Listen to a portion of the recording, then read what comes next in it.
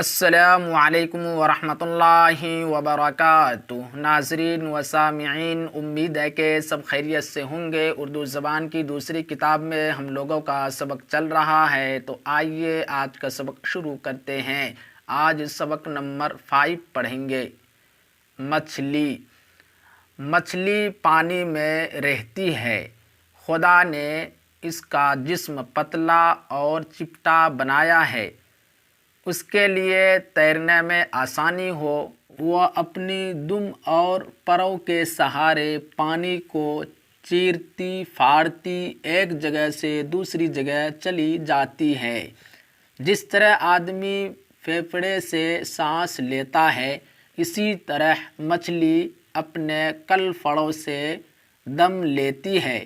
پانی میں ہوا بھی شامل ہے، وہی اس کے منہ کے اندر جاتی ہے اور کل پھڑوں کی راہ سے باہر آتی ہے۔ اگر پانی میں ہوا نہ رہے تو خالص پانی میں مچھلی زندہ نہیں رہ سکتی۔ اسی طرح کمرہ بند کر کے اس کے اندر کی ہوا نکال لو تو آدمی زندہ نہیں رہ سکتا۔ مچھلی انڈے سے پیدا ہوتی ہے اور ایک مچھلی کئی لاکھ انڈے دیتی ہے۔ جب انڈے دینے کا وقت آتا ہے تو مناسب جگہ کی تلاش میں دور دور نکل جاتی ہے۔ وہ ریتی یا کنکروں میں انڈے دیتی ہے۔ وہ اور جانوروں کی طرح آپ انڈے نہیں دیتی، بلکہ آفتاب کی حرارت سے بچے پیدا ہوتے ہیں۔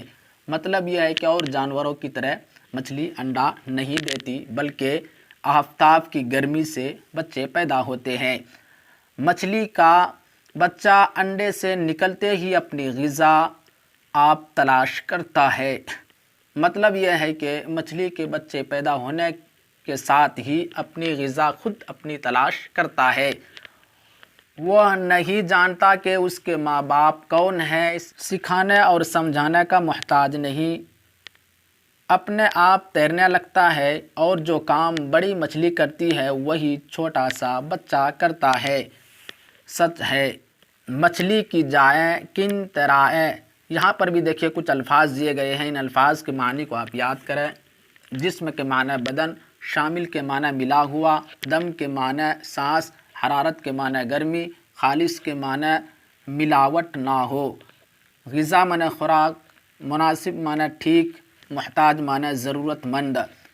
دیکھیے ایک مرتبہ اور اس کے معنی دیکھیں۔ جسم کے معنی بدن، شامل معنی ملا ہوا، دم معنی سانس، حرارت کے معنی گرمی کے آتے ہیں، خالص جس میں ملاوٹ نہ ہو، غذا خوراک، مناسب ٹھیک، محتاج کے معنی ضرورت مند۔ آج کے لیے اتنا ہی کافی ہے، تو میں امید کرتا ہوں یہ سبق آپ کے سمجھ میں آ گیا ہوگا۔ آپ اس کو یاد کریں اور ذہن میں بیٹھائیں کہ اللہ تبارک و تعالیٰ نے مچھلی جیسی نعمت سے ہم لوگوں کو سرفراز کیا ہے۔ جتنی بھی ہم نعمت کی قدر کریں یہ اتنا ہی کم ہے، اس لیے اللہ تبارک و تعالیٰ کے مخلوقات پر آپ غور کریں، کیسے کیسے نعمت سے ہم لوگوں کو نوازا ہے۔ السلام علیکم ورحمۃ اللہ وبرکاتہ۔